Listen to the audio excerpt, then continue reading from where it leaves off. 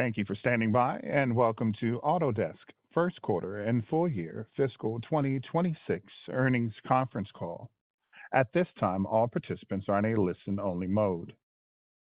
After the speaker presentation, there will be a question-and-answer session. To ask a question during the session, you will need to press star 11 on your telephone. To remove yourself from the queue, you may press star 11 again. I would now like to hand the call over to Simon Mays-Smith, Vice President, Investor Relations. Please go ahead.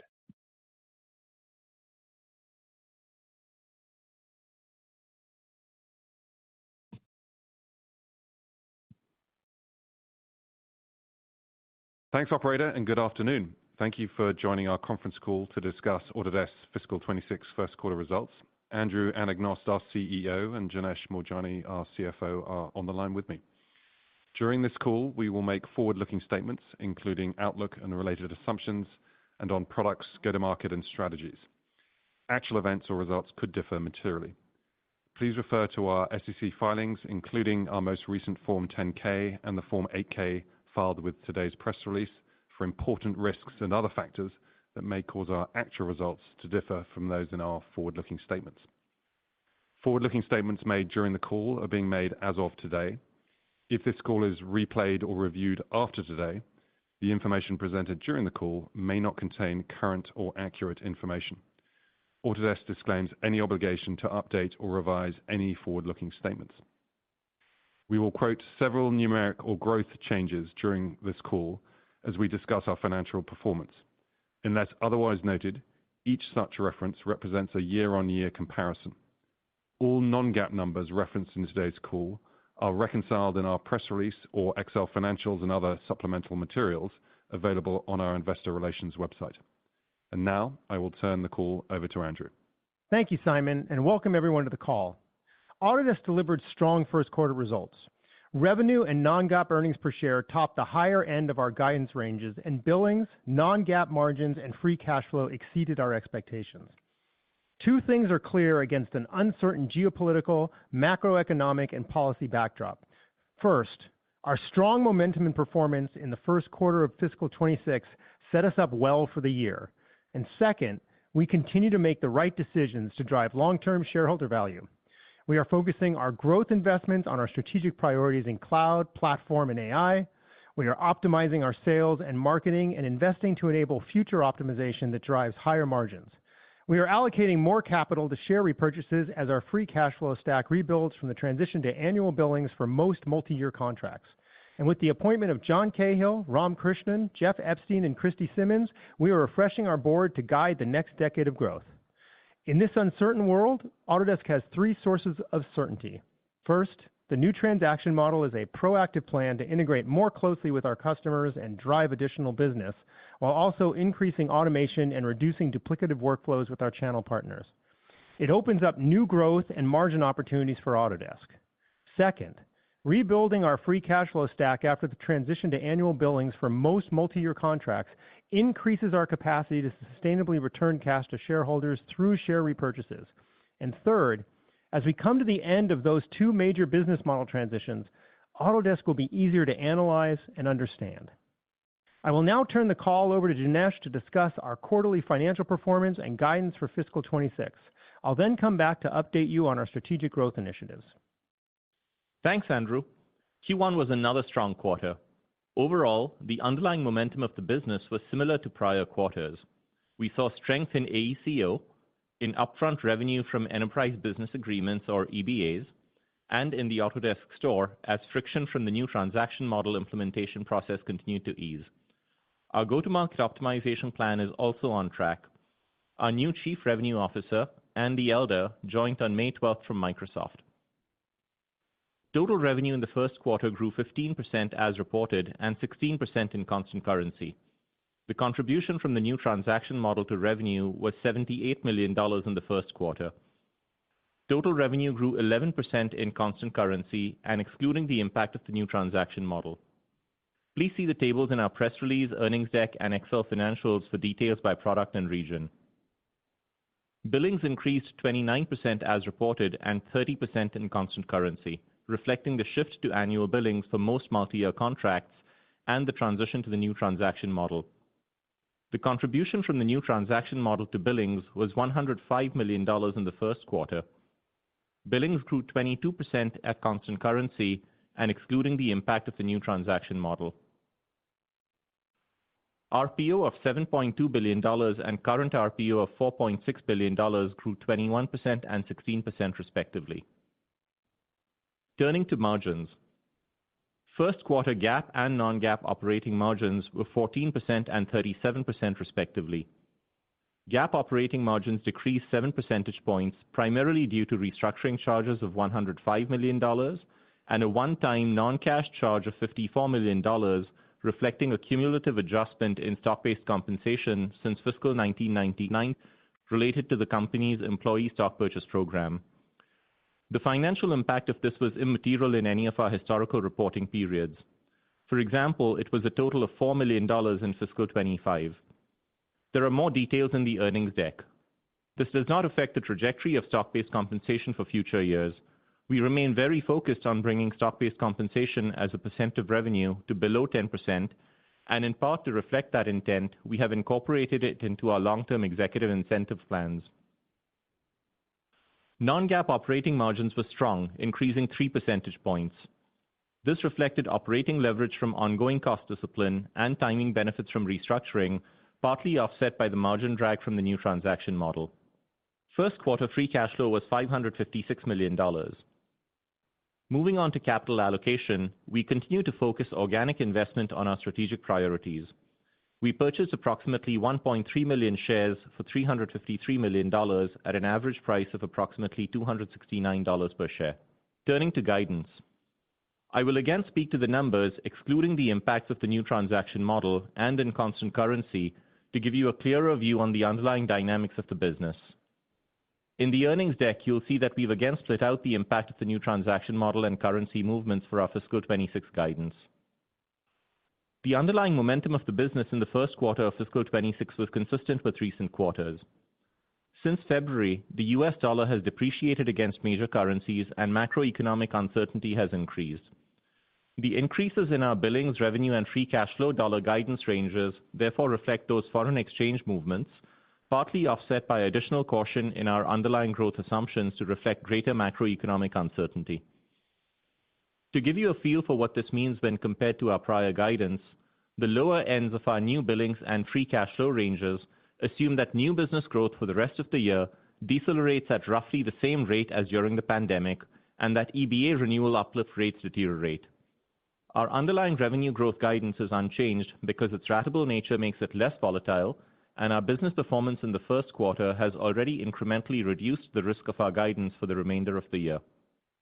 So the billings guidance range increases to $7.16 billion to $7.31 billion. The revenue guidance range increases to $6.925 billion to $6.995 billion, and the free cash flow guidance range increases to $2.1 billion to $2.2 billion. On margins, the revenue tailwind from exchange rate movements is in part balanced by cost headwinds, but we've raised the bottom end of our non-GAAP guidance range, reflecting operating leverage and ongoing cost discipline. GAAP earnings per share guidance reflects in part the one-time charges taken in the first quarter. We've increased our non-GAAP earnings per share guidance, reflecting the non-GAAP operating margin increase. The slide deck on our website has more details on modeling assumptions for the second quarter and full year fiscal 26. Andrew, back to you. Thank you, Janesh.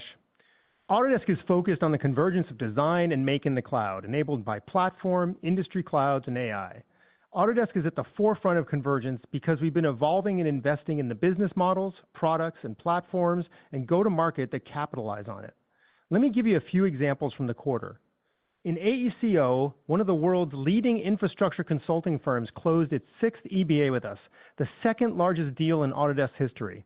Our partnership is centered around accelerating its transition to BIM, facilitating the adoption of global data standards, and standardizing on Autodesk Construction Cloud as its common data environment for digital delivery. These initiatives will enable automation to replace low-value manual tasks, enhance value-added engineering, reduce errors and rework, and establish a framework for leveraging AI. The ultimate goal is to transform its design and delivery approach and leverage its scale and expertise to accelerate growth, drive efficiency, and improve profitability. Hitachi Energy provides innovative, sustainable, and efficient solutions that support energy transition. As part of the most recent EBA renewal, it expanded adoption of Autodesk Construction Cloud, Revit, and Fusion to advance renewable energy integration and digitization.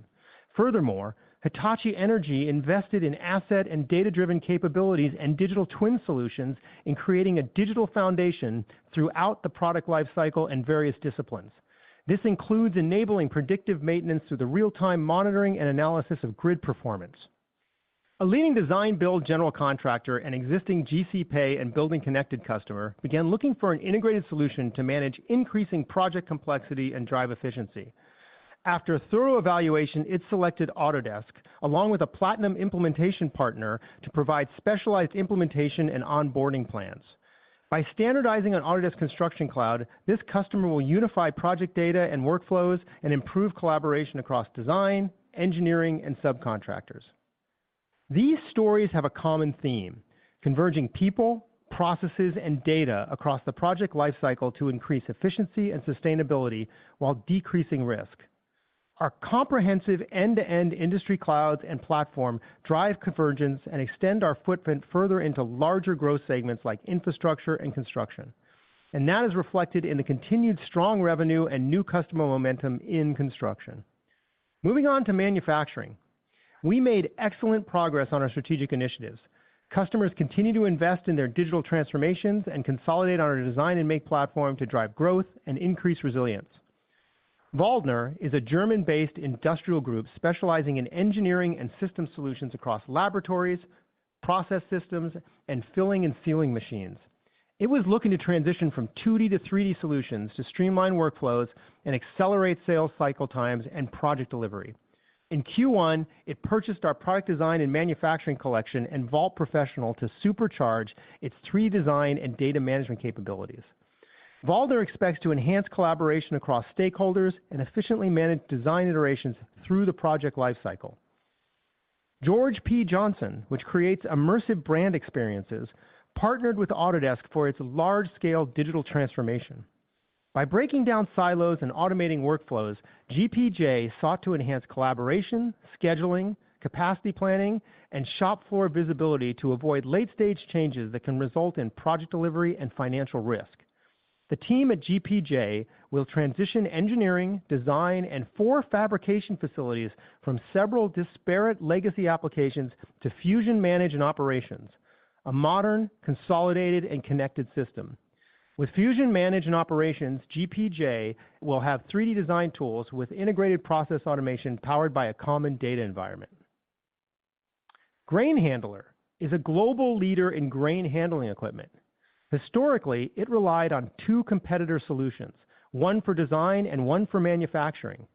Facing growing inefficiencies from limited process integration, Grain Handler selected Fusion to modernize its entire design and manufacturing workflow. Integrated CAD/CAM capabilities on a unified platform will streamline engineering processes and accelerate production timelines. This story highlights customers' growing desire for unified workflows and Fusion's increasing ability to handle complex, high-stakes manufacturing processes in multi-seat environments. Converged data opens up new opportunities for Autodesk. As customers seek to drive efficient innovation, Fusion is driving strong ACV growth with extension attach rates increasing and driving average sales prices higher. And we're delivering meaningful productivity gains to customers where we deploy AI. I talked about our AI-powered auto-constrain last quarter. This feature has created over 580,000 constraints for our Fusion users since launch by automating the critical but laborious task of defining sketch geometry. This is a task that is foundational to 3D model generation. Since last quarter, user acceptance rates of auto-constrain command have increased to more than 50% through our continual AI improvement and UX enhancements. This is indicative of the potential of Autodesk AI as it continually improves our users' experience with Fusion. In education, Austin University is preparing future engineers to drive innovation through next-generation design, analysis, and manufacturing by making the entire Autodesk product portfolio available to all students. Additionally, It is migrating to Fusion for first-year modules in all engineering-related disciplines, providing a modern platform to foster collaboration and hands-on learning and equip the next generation of engineers and designers with industry-relevant skills. And lastly, we continue to find new ways for our customers to consume our products and services in ways that work best for them.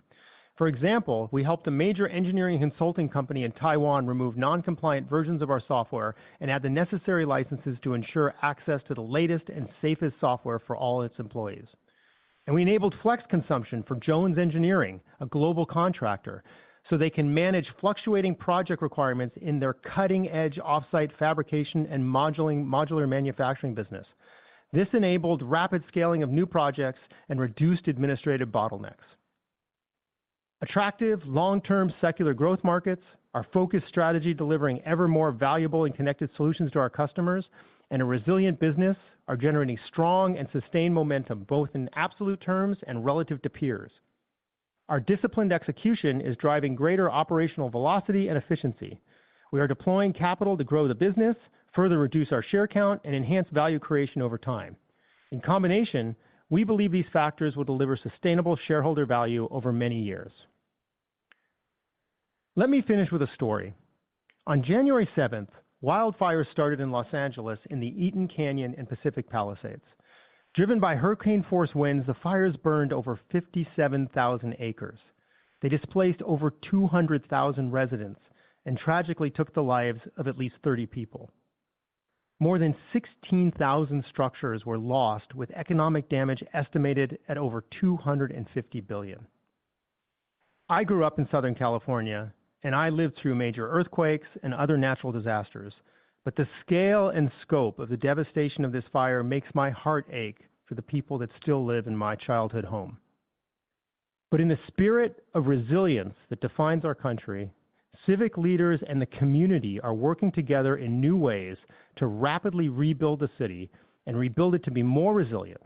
For example, the Foothill Catalog Foundation, formed by volunteer architects and supported by Autodesk, is creating a pre-approved catalog of home designs that will lower costs, reduce permitting delays that can stretch over a year, and accelerate reconstruction. Hundreds of architects have already signed on. We've seen the power of approaches like this before. In Singapore, Autodesk supported the government's Coronet X initiative, allowing teams to collaborate in a single digital model, detect issues early, and streamline approvals across agencies. The result? Faster, more coordinated building processes that reduced waste and delays. We strongly support similar initiatives now being proposed at the federal level here in the U.S. We are not only doing this because there isn't enough labor, money, or materials to build and rebuild everything that is needed to support our rapidly changing future, but also because this is how we unlock the full potential of communities. This is how we help Los Angeles remain, in every sense, the city of angels. Operator, we would now like to open the call up for questions. Thank you. As a reminder, to ask a question, you will need to press star 11 on your telephone. To remove yourself from the queue, you may press star 11 again. Please stand by while we compile the Q&A roster. Our first question comes from the line of Saket Kalia of Barclays. Please go ahead, Saket. Okay, great. Hey guys, thanks for taking my questions here, and a nice start to the year. Thank you. Thank you. Andrew, maybe to start with you. You mentioned in your prepared remarks that underlying momentum in the business has been stable. Just given the significant uncertainty out there, could you just talk about how customer conversations are evolving, if at all, and maybe just touch on just broadly your thoughts on the macro, given how much time you spend with customers? Yeah, Saket, pleasure. Thanks for asking this question. All right, obviously, trade, policy uncertainty, all these things, these have material impacts on our customers. It increases the costs of goods that they secure through the supply chains, their material costs. It creates uncertainty in their bidding processes, and this is true for a wide variety of customers. So when I'm talking to customers, they're absolutely flagging this uncertainty right now. There's no doubt. It's creating concern for them. But when they flag it, they talk a lot more about the second half of the year than they talk about things right now. And to kind of put this in perspective and connect it back to some things Janesh said in the opening commentary, construction backlog ticked up in the quarter. We continue to see increases in monthly active users of our products. We saw increasing bid activity on bid board, and most of our customers continue to see an inflow of business. So net of all of this is that just like us, they're feeling uncertainty, but they're not seeing it right now in our business, in their business, just like we're not seeing it right now in our business. Got it. That's super helpful. Janesh, maybe for you, Q1 margins here were better than we expected, and it was great to see the margin guide go up for the year. Could you just talk about your margin momentum a little bit? And maybe in particular, can you just talk about how the sales and marketing optimization plan is going generally? Thanks, Saket. Happy to talk about that. So the team executed really well here in Q1, and we are very pleased with the strong performance on both revenue and on non-GAAP operating margins. The Q1 margin strength mainly was driven by the revenue outperformance, combined with just ongoing expense discipline that we have here in the team. On the restructuring, we executed that well. As you'll recall, we're on a multi-year journey with the implementation of the new transaction model and deriving the benefits from that. And so the restructuring reflected the initiation of the go-to-market optimization, and we're building the capabilities now that we will need next year as we continue our sales and marketing evolution. So far, I'd say we're on track with the overall sales and marketing optimization plan for the year. And overall, we're very well set up for Q2 and the rest of the year. Very helpful. Thanks, guys. Thank you. Thank you. Our next question comes from the line of Jay Vleeschhouwer of Griffin Securities. Please go ahead, Jay. Thank you. Good evening. Andrew, starting with you, you spoke of the role of your products' comprehensiveness, product convergence, which of course has been a theme for you and the industry for some time. With that in mind, and also recalling something you spoke of on the Q4 call, you mentioned on that call that you were accelerating some of the roadmaps associated with your industry clouds. And perhaps you can elaborate on that. What are you doing? What have you been doing in terms of accelerating some of the development and perhaps GA of certain technologies, including in particular perhaps the work you're doing to integrate ACC with Forma? Then a follow-up question. Yeah, so let me highlight on some of those things. All right, first, let me talk about the things we're accelerating in Fusion, which I think are really kind of anchored in some of the strong success we saw with Fusion in the quarter. We're accelerating the roadmap around data management issues. This comes straight from our customers. They want better BOM management. They want better product data management in the cloud with granular data from Fusion. So we have worked hard to reallocate funds and focus on these customer priorities. As a result, we have accelerated the roadmap. You saw some things come out in Q1 that are relevant to these problems. You'll see more things coming out throughout the year, and they're an important part of driving multi-seat deals for Fusion. Now, when you look at the roadmap for Forma, I don't want to get ahead of some of the things that will be talked about at AU, but there's areas, of course, that our customers are really interested in. One of the big areas is they definitely want to be able to collaborate better across multi-disciplines, and they want to use kind of Forma as the center of that collaboration activity. So in order to facilitate some of that, look for us to be accelerating some of the things that connect Forma deeply to Revit and other tools that are relevant to the entire interdisciplinary process. Similar to some things we've done in the past, and look for us to kind of dial up the presence of Forma Board, which is a great collaboration tool, an ideal collaboration tool for multidisciplinary teams, and see some of those things get a little bit more emphasis in some of the roadmap work, as well as, of course, the AI features that we're definitely focused on and have been focused on for some time. Okay. As a follow-up, we spoke, of course, tonight again about the go-to-market changes, the model changes, and so forth. One of the things that seems to be happening in parallel and maybe even accelerated by the changes you've been making is channel consolidation, particularly here in the U.S. We've seen it among some of your peers, but we've certainly seen it in your case where you now have half as many named entities with whom you count as partners as a decade ago. So the question is, what do you see as the benefits of such consolidation, or perhaps the risks of any of that consolidation in your channel? Yeah, so this is something that we've been deliberately encouraging and driving through a lot of processes and engagements with our channel partners. We want fewer, more solution-focused channel partners out there, and we want, more, and we want fewer transactionally focused channel partners out there in our ecosystem. So as a result, what you're seeing is our larger partners, our more solution-focused partners, our partners that focus on their own IP, are buying up some of the smaller gold and silver partners. And also, frankly, what you're seeing is some of the non-contracted partners and silver partners lower down in the ecosystem kind of disappearing. And we believe that that's advantageous to our business, and it's as the flow should do in terms of the evolution we're having. Now, when you look at some of the benefits associated with this, we actually saw some of these in Q1. We saw some fairly robust activity on the store, and the store grew quite nicely. And most of this activity was focused on increased price realization. And that is a result of us capturing business down market that would have gone to transactionally focused partners in the past. That's great. We want to see those customers come closer to us, and that's exactly what we saw in Q1. We're catching up based on some of the impacts of the new transaction model. I expect some of that to continue. How much of it continues moving forward is something that we just have to wait and see. But that's one of the clear benefits.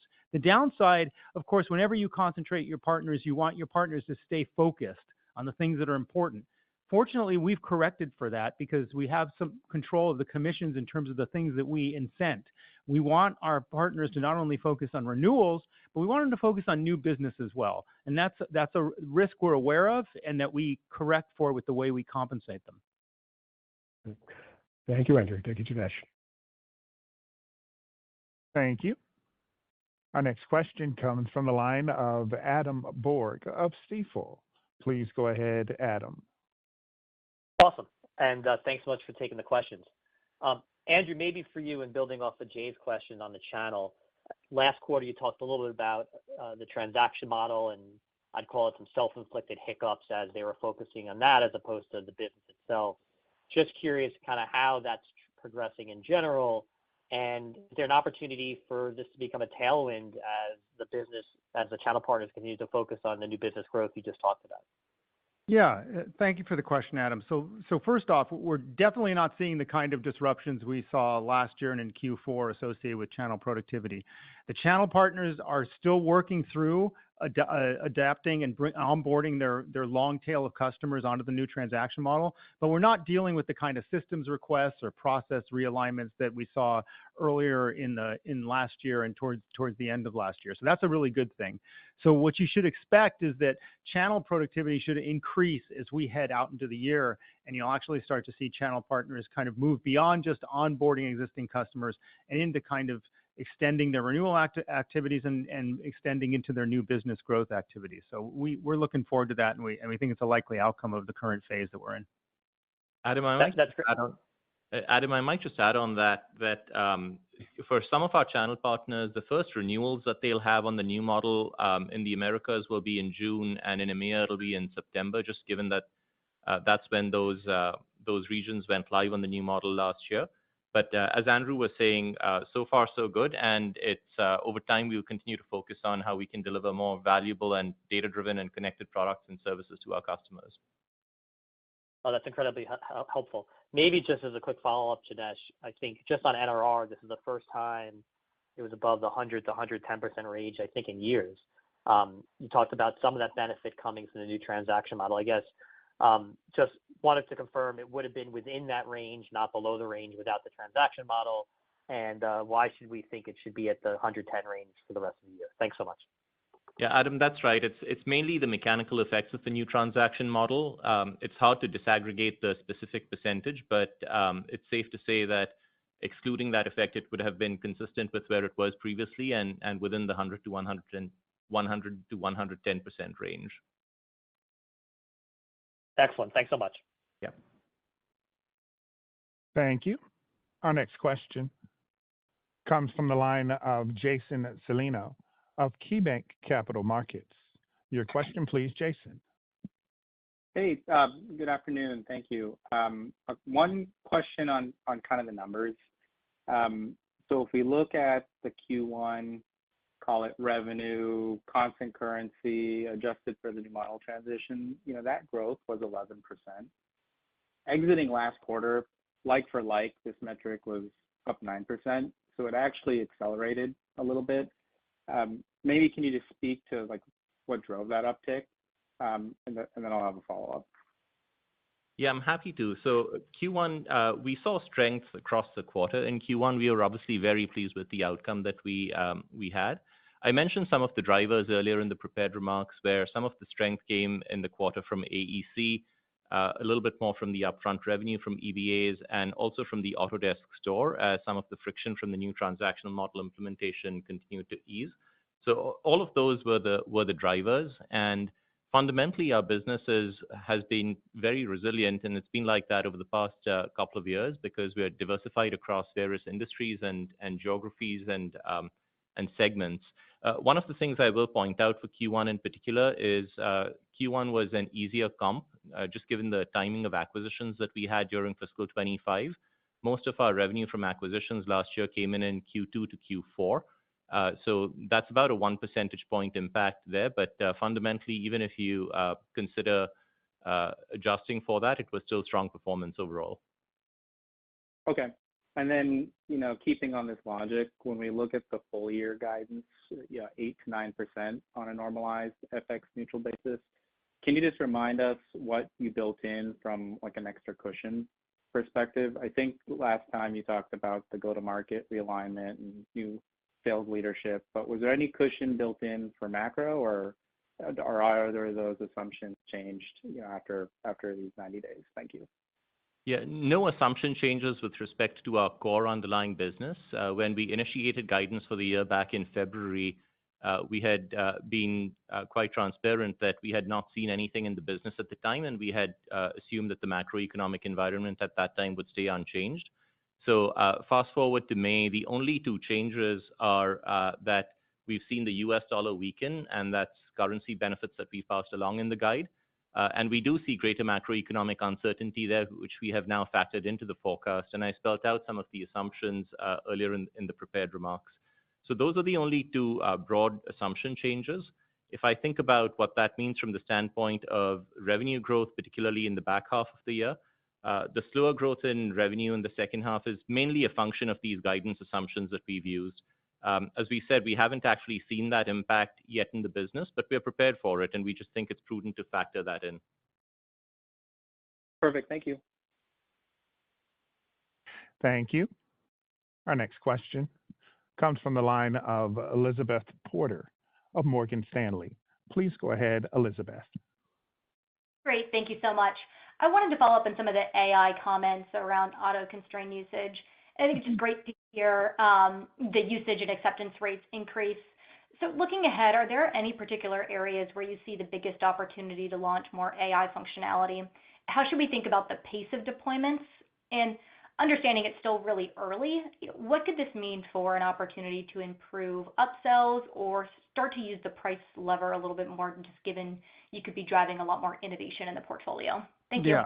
Yeah, thank you for that, Elizabeth. So first off, let's just restate our philosophy here. We're very interested in delivering highly specific AI enhancements that drive real productivity gains for our customers, things that attack problems or challenges that our customers have that are either deeply repetitive or time-consuming, and that we can kind of point them to and solve the problem for them. The auto-constrained feature is a great example of that. What we're doing with drawing automation is another great example of that. You should look for us to continue to roll out features like that. Now, these are pretty intelligent features. Remember, these are built off of our own foundation models. These are models that actually understand a sketch, so to speak, and they understand geometry. Look for us to continue to roll out increasingly sophisticated tools that kind of take away some of this grunt work from the customers and allow them to be more productive with the tools they have. And there will be long-term opportunities for us. One, in Fusion land, we intend to make Fusion the most AI-powered tool out there in the mechanical design market.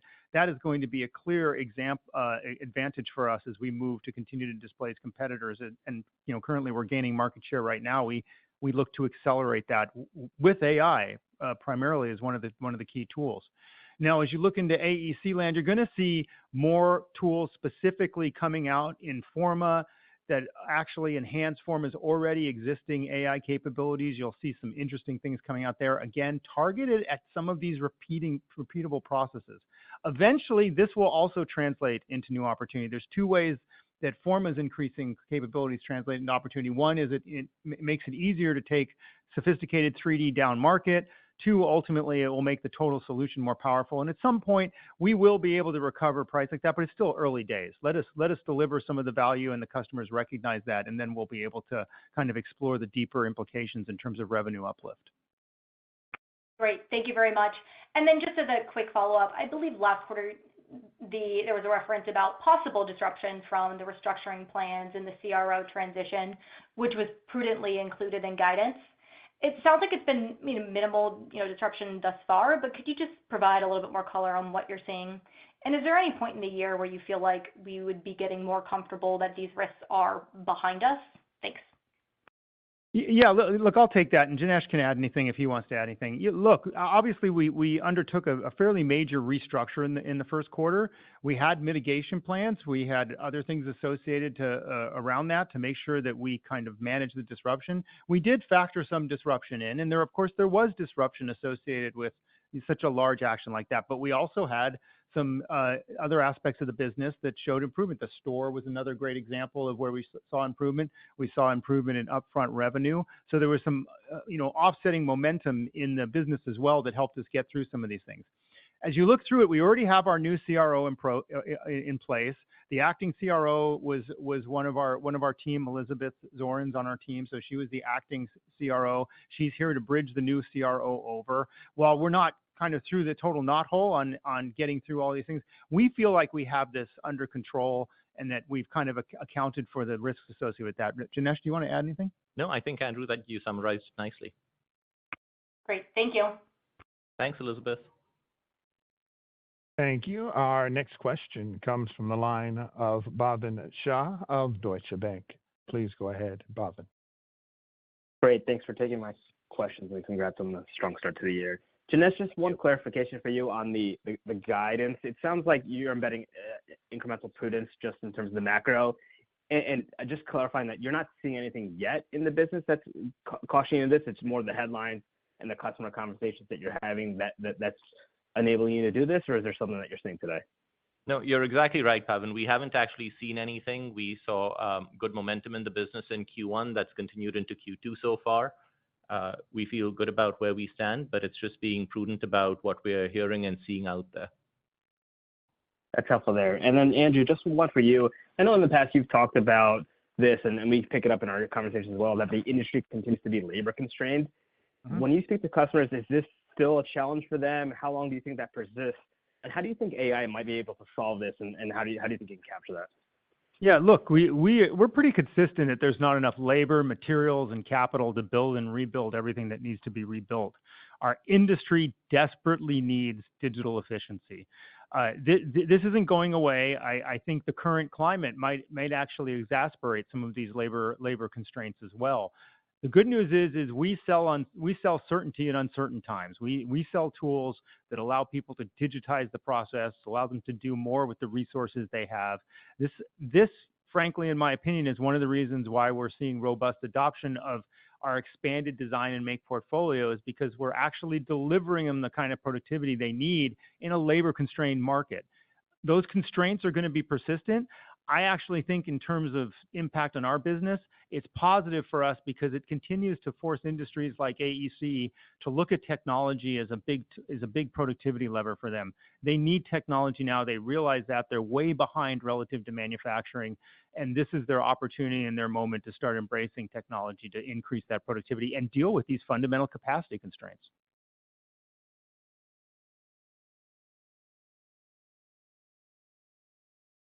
Thank you. Our next question comes from the line of Joe Vruwink of Baird.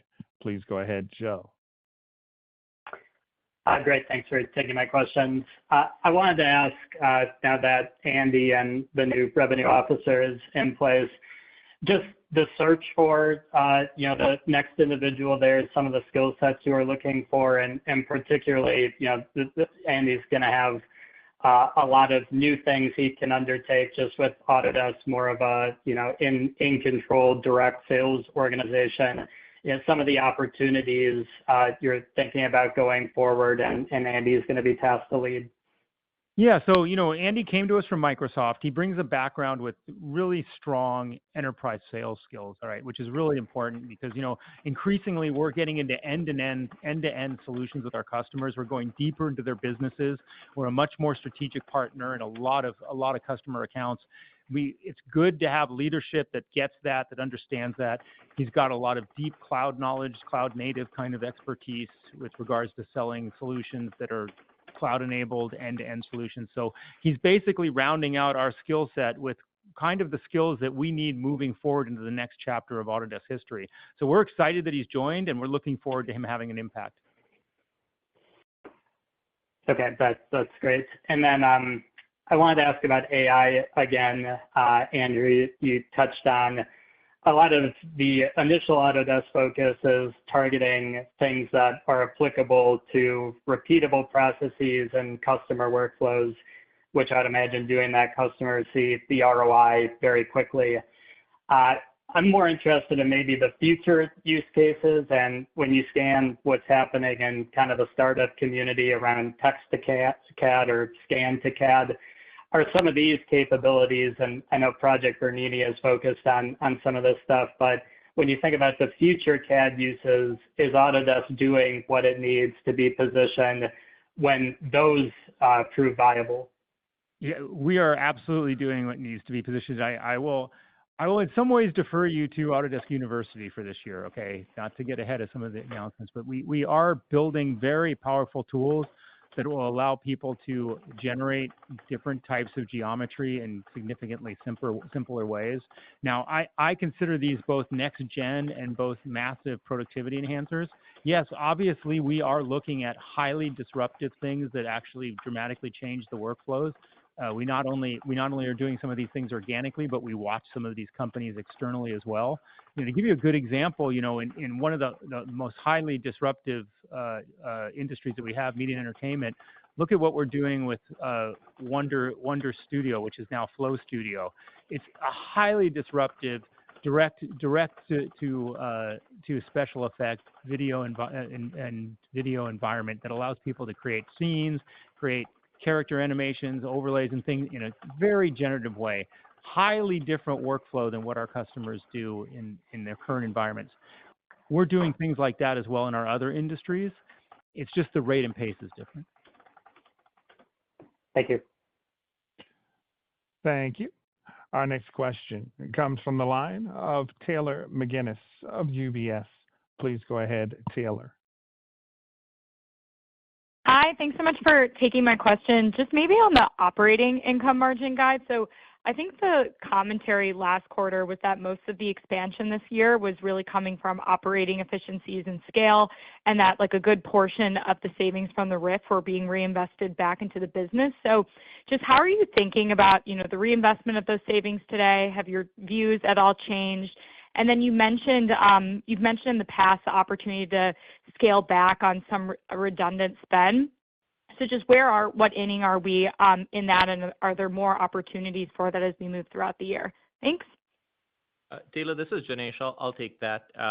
So far we're on track for the plan that we had laid out for fiscal 26. When we did the restructuring, we said that we were going to reinvest a portion of the savings from the restructuring in building the capabilities that we know that we will need for the next body of work that we need to do on the sales and marketing side in particularly as we think about building tighter integrations with our partners and continuing to scale as we build out the self-serve motion. So those are all on track, and the overall spend plan for the year largely stays unchanged. You'll see that with the strong performance that we had on revenue in Q1, that outperformance largely went to the bottom line, and we've generally kept our full year spending outlook unchanged compared to the prior outlook.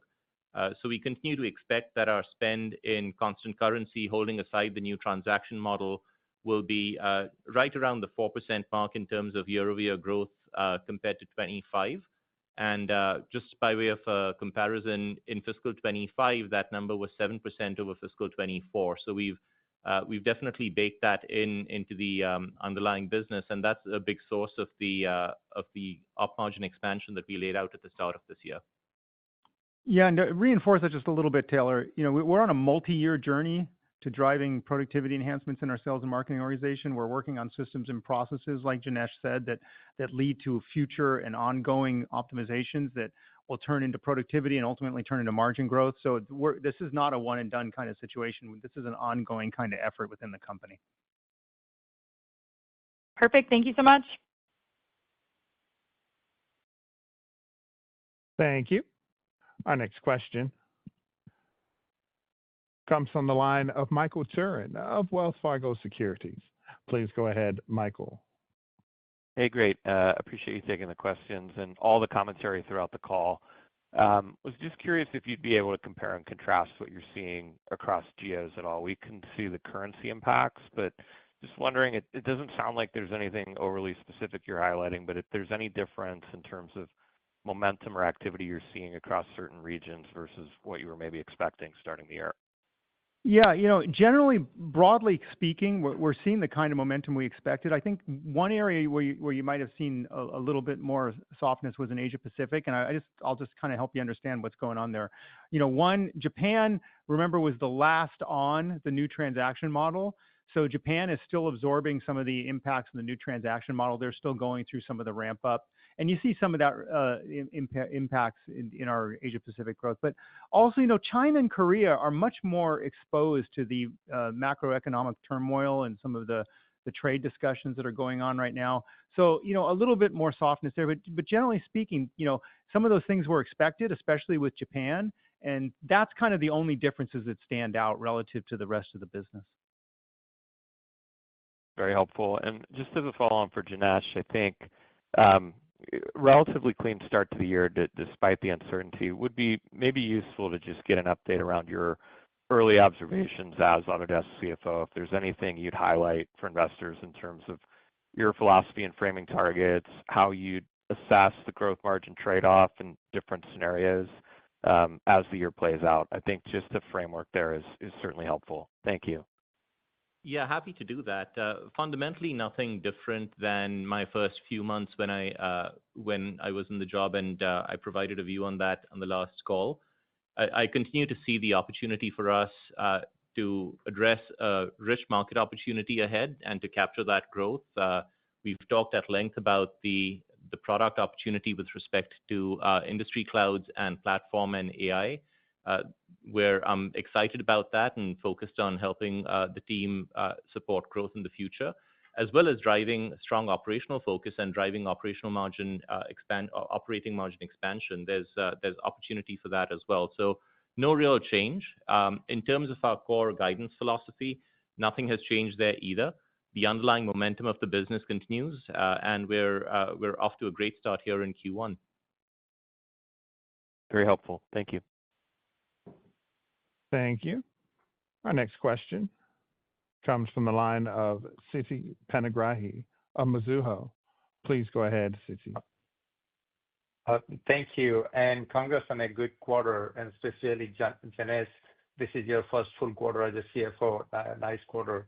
Thanks, Siti. So my question is, just wanted to understand the linearity that you saw in the quarter, mainly, given all the uncertainty we saw, tariff, immigration, all that, and wondering what kind of momentum also you're seeing in May as well. And a lot of things in your, you also kind of raised price as well. I'd love to hear your thoughts on that.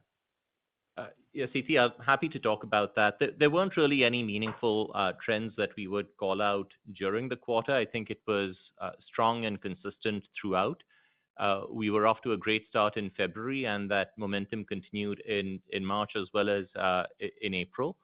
And that momentum has continued so far into the month of May as well, as I mentioned. It's obviously too early to say anything more specific on Q2, but I will say that we're confident in our guidance. Okay, and then Going back to this model transition, and one of the benefit of that is cross-sell opportunity.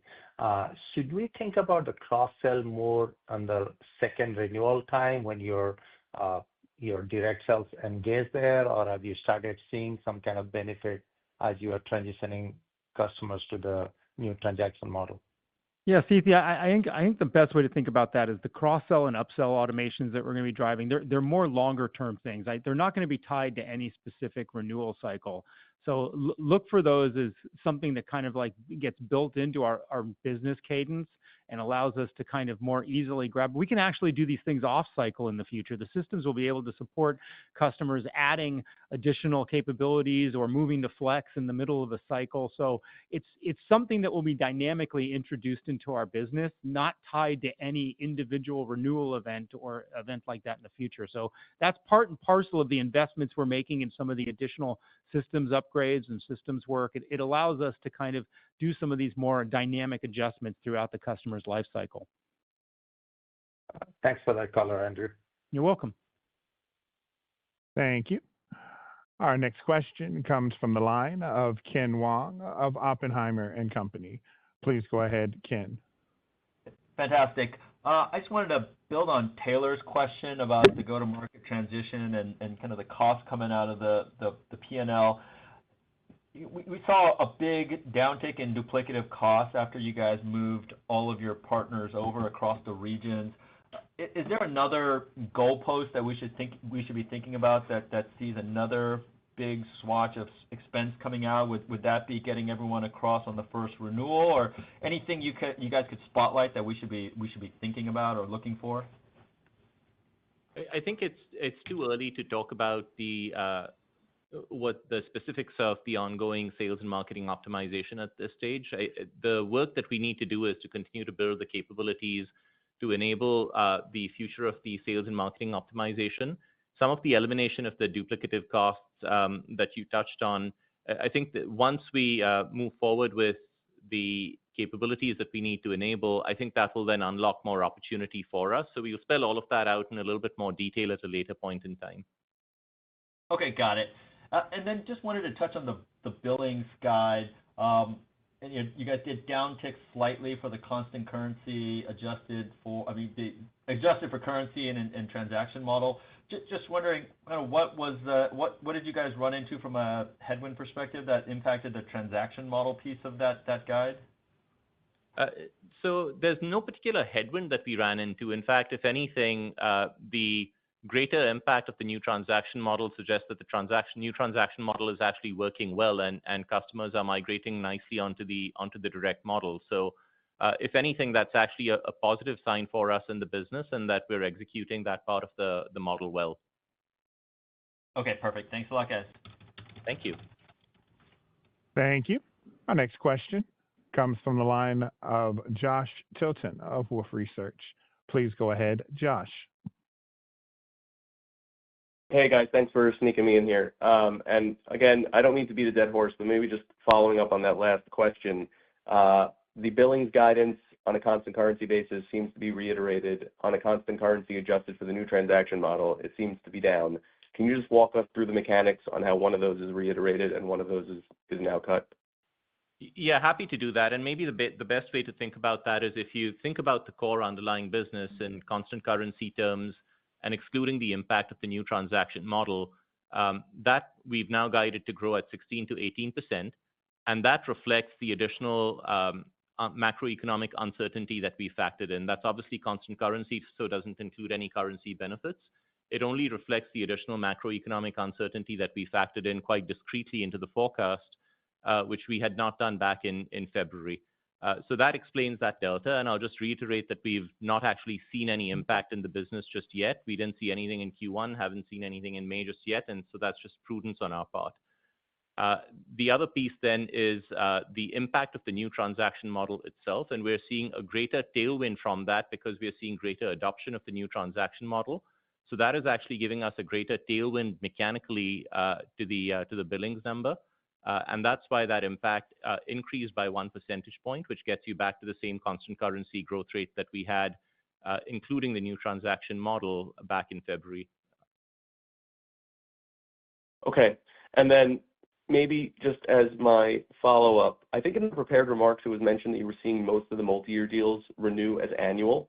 I guess, is that surprising to you? Is that in line with your expectations? Maybe could you just give us some color on why previous customers who chose to lock in for longer are now choosing to only go with annual deals? Yeah, that's not something that we've actually seen. We didn't specifically say anything to that effect in the prepared remarks. I think what we've just generally continued to see is we're now in sort of the final stages of the billings transition, where you're starting to see the annual billing stack rebuild from the transition that we went through, where we converted most customers from fully prepaid contracts to annual billings. Makes sense. Thanks, guys. Thank you. Thank you. Our next question comes from the line of Tyler Radke of Citi. Please go ahead, Tyler. Hey, Janesh. Hey, Andrew. Thanks for taking the question here. Wanted to ask you about the EBAs. Janesh, I think you talked about some higher than expected upfront revenue in the quarter, or at least pointed to that as a source of outperformance. So did the EBA timing land a little bit different than you expected? And just given the conversations you're having with other EBA customers, how are those expansions tracking or trending relative to what you've seen typically? Yeah, Tyler, great question, and it's great to talk to you again. So on the upfront revenue, that was one of the contributing factors. It was not outsized. It was just one of several factors that helped the overall revenue number in the quarter. We also saw strong billings linearity in the quarter. As I mentioned a few minutes ago, we saw consistent performance across February, March, and April. And that billings linearity also helped us a little bit from the standpoint of the ratable revenue recognition that we get in the quarter. So we saw strength universally across the 3 months. In terms of what we're seeing with respect to how customers are thinking about their renewals and uplift on EBAs, again, so far we haven't seen anything in terms of either renewal rates or in terms of the uplift associated with that. There's always an occasional contract here or there that might be an outlier, but fundamentally the momentum that we've seen in the business has continued. And we've just factored some prudence associated with that as we've built the guide in case that deteriorates in the future, but we haven't seen that yet. Okay, helpful explanation. And if I could ask follow-up just on pricing philosophy. So certainly this was well before your time, Janesh, and probably dating back to Andrew when you took the reins. But the beginning of the subscription transition, you offered kind of annual price locks for a lot of customers to migrate them over from maintenance. I think it was capped around 3 to 4%. And over the last decade or so, you have delivered a lot of innovation to the platform, not to mention what you're doing on the AI side. So how are you thinking about the uplift or the pricing philosophy as those customers come up for renewal and you kind of get them back to standard pricing over time? Yeah, so that's the customer that we call the maintenance to subscription cohort. They were actually given 10-year kind of visibility to price increases and price changes in their plan. That program will sunset in the next foreseeable future. You can do the math in terms of 10 years from when the subscription transition began.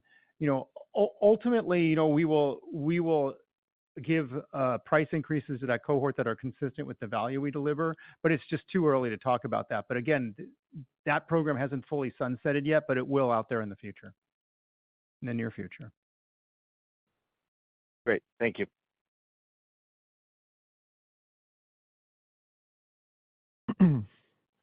Thank you. That is all the time we have for Q&A today. I would now like to turn the conference back to Simon Mays-Smith for closing remarks. Sir? Thank you, Latif, and thanks everyone for joining. We'll look forward to seeing many of you over the coming days, weeks, and months on the road. If you have any questions in the meantime, please just ping me or the team. Be happy to chat. Otherwise, we'll catch up on a Q2 conference call. See you then. This concludes today's conference call. Thank you for participating. You may now disconnect.